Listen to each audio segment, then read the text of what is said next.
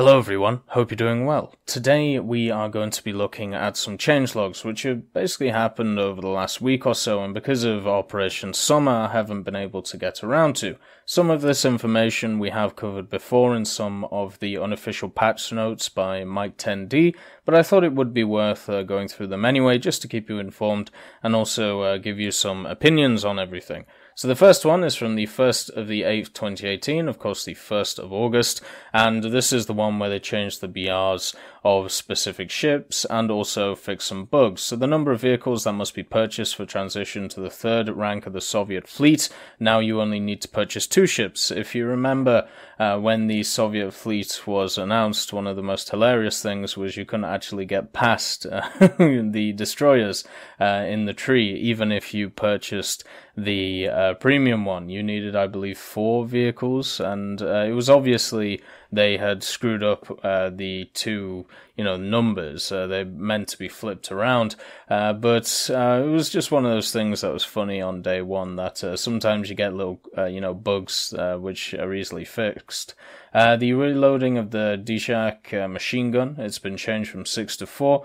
As I said before, this is a positive change for it, especially for vehicles such as the G5, which heavily rely on 1 or 2 machine guns. The main issue with the machine gun itself, though, is the ammunition clip, which obviously with a lower reload rate helps it out, but it's still a problem with being able to get off a lot of rounds. When you compare it to the 50 cal clip, or even some of the 37s or the 20s, the amount of damage you can put out is not really near, just because it takes you, longer to put it out, and also you have the shorter clip, and on top of that, you have to aim in the first place, and you can't always be accurate on the first hit, so if you waste some of those rounds, then you're already down compared to its compatriots. The conditions for destroying the Soviet G5 reserve boat have been changed. Previously, the boat wasn't destroyed even after all modules had been knocked out. This was a main issue with the crew, personally for me. The thing could run with one crew member, and obviously that doesn't really make sense if you're manning the gun and driving the boat at the same time. So it was nice to see that was fixed. The 123 BIS and the 123K Komsomolets, the time to reload the torpedoes on these Soviet vessels has been changed to 60 seconds. So quite a long time, but 60 seconds is definitely enough if you launch them at the start of the battle to get them back up normally in the time if you go towards one of the further points, so it shouldn't really be that much of an issue. I think those boats, especially the Komsomolets, have been having a bit of fun with it, mainly down to its guns though, not its torpedoes. Reduce the cost of buying and researching boats, the 123 BIS and the 123K, that's always good. I wish they would reduce the price of the hydrofoils across the board, because I cannot understand the research prices for them. The rotation speed of turrets on Soviet torpedo and artillery boats of the 1st rank has been increased by 10 to 15%. Now, all of these are buffs to pretty much all of rank 1 Soviet boats, and for me personally, I thought they were okay. They weren't anything special, but with these changes, now they're definitely competitive. With the G5 change, which is obviously a bit of a nerf to the the crew replacement and the module issues, but then you get the speed of the turrets increased. Overall, I still think it's better than the LS that the Germans have. If we have a look at the other PT boats, overall they're a lot of fun, but the main issue with them is that they're still PT boats against what I see, at least in arcade, is a system which is more designed towards battle boats with some of the larger ones. Now, there are definitely some machines which don't have enough guns on them to justify, but overall, they still are good in their roles compared to the PT boats. A bug occurring in some rare cases when ship gunners were auto-shooting, where they would aim and shoot at incorrect targets, has been fixed. Now, this is an interesting one. And after playing ships yesterday, there was still a hint of this there, but it was definitely less. One of the big issues when Naval first came out with the US and the Germans What I found was my AI gunners would just shoot at rocks. They would shoot at things which didn't exist. They really liked partaking in the slaughter of a certain mountain on a certain map, and I have no idea why. So I'm guessing that has been fixed, and I hope it has. As I said before, yesterday I had a few similar issues, but they definitely weren't as bad as before.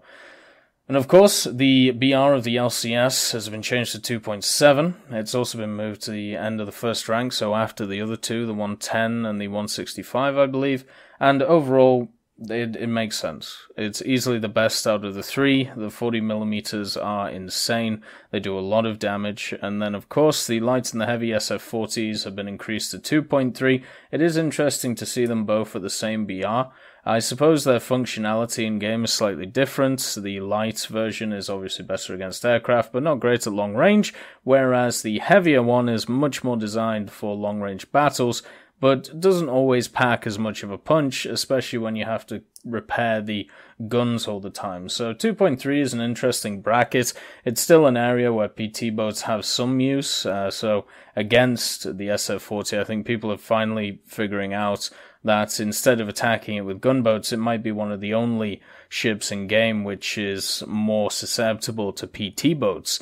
So hopefully we see a bit of a shift in the meta once we start getting stuff like Soviet versus Germany or US versus, Germany, stuff like that.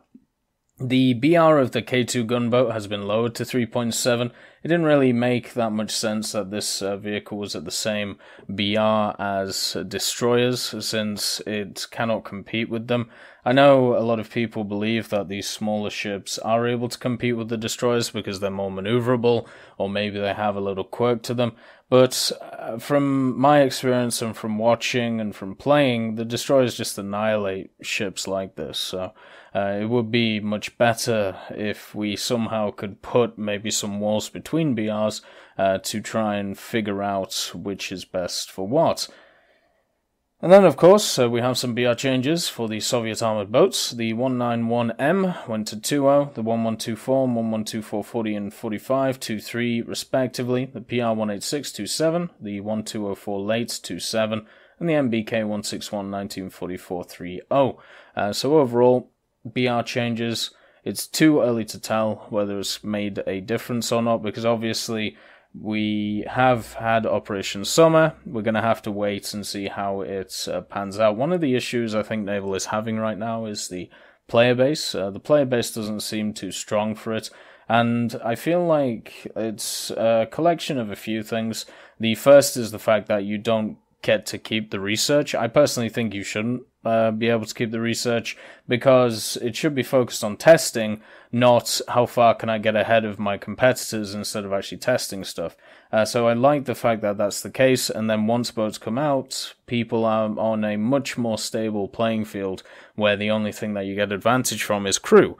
Now, with that said, obviously this is a great negative to a lot of players who want to grind through the trees and keep them, because they'll have to grind through them again, and they don't want to. So we've got to find a way to incentivize people to play Naval, and I think the way to do that may be through gift boats or something like that. Something that you can put a crown on and say, hey, I participated in the CBT, look at me, and maybe you have to play like 100 games or something. Something as simple as that I don't think would be too hard to do, especially since they've said that this CBT is supposed to last more than to the end of the year. Whoop, hello. Mosquito. But they said that they want to get all of these ship trees out, and then the CBT will continue, I believe, into next year, or at least they said that it will continue into the end of this year, was their official statement in the Q&A. Moving on the 9th of the 8th, so a little bit ago, we had a bunch of bug fixes, which overall are really good. The bug where vehicles on the ground, including aircraft, received reduced damage from bombs and rockets has been fixed. So that is a slight buff to rockets and bombs. I still think now bombs do need a better, what we would call damage model, I suppose. The fact that bombs can get stuck on ships and kind of glitch out until they blow up, and then you have the bombs which get stuck on tanks, and then you have bombs which get blocked by specific rocks on specific maps. What is really nice is rockets. Rockets got a great damage model when they were reworked, and this meant that specific rockets were good at specific things while others were better at others, instead of each rocket being a one-shot kill machine. So with that said, I would love that to happen to bombs, and it would mean that the AP bombs from the Japanese, which don't have a specific difference to the high explosive bombs right now, would be able to come into play in a big way, especially in ships and maybe even in ground. Let's say you donk a tank on the top of it, on the turret, and maybe it buries in a little bit, who knows, and then explodes. Maybe it does a bit more damage, but until we get some damage model changes from the bombs, we're not going to see that.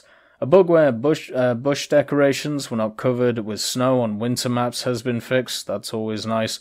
Obviously, you don't want to be sat there in a fully white tank with a bunch of green bushes. Doesn't really make a lot of sense unless you're fighting in a heavily wooded area while it's not that snowy yet. But yeah, it's nice the consistency is there. Bug where after exit from a damage model preview, the damage was still visible on the vehicle model in the hangar has been fixed. That's good, of course. The damage model preview thing, the damage analysis or the protection analysis, has been one of the highlights for me personally in update 1.79. And it means that we have to, try and iron it out. When it was released in update 1.79, there was cause from gauging that it isn't a perfect system. They're still working on it. There's still going to be a few bugs. It's nice to see that they're doing it, and they're doing it for aircraft as well. Damage model preview for aircraft, the engine would start smoking after a while, has been fixed. The damage model preview of the Naval hangar created the playing of random sounds has been fixed, which is always hilarious. A bug where during a battle in AB ground battles, the sound of shooting was still played after switching from gunner view has been fixed. Lovely. That sounds like a very similar issue that we have in ground forces, where if somebody's machine gun, I don't know what causes it, I haven't actually heard it that much recently, so maybe they fixed it, but the machine guns from specific tanks would just continue across the battle. The one I remember the most was the Chieftain. The Chieftain's one, for some reason, would bug out and just constantly fire. So you could hear it across the battlefield. It was very odd, and I'm guessing that was this very similar bug to what we see from the aircraft, so it's nice to see it fixed. A bug where, after reloading aircraft rockets a few times, they would no longer produce a visual exploding effect, has been fixed. What an odd bug. The only way I can see something like that being created is if the bug itself was... or the rockets were hard scripted, so there could only be a certain amount of them or a certain amount of reloads. But obviously, I'm not a developer. I don't know why this would exist. It's just one of those weird ones, which is kind of interesting. The last server update we have to go over.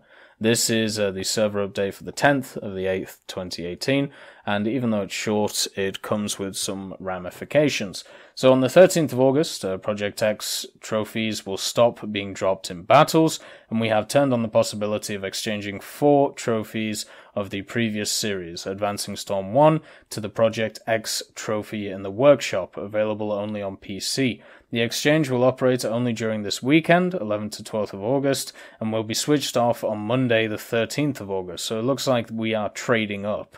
For the price of 1 Project X trophy, it will cost you 4 Advancing Storm 1 trophies.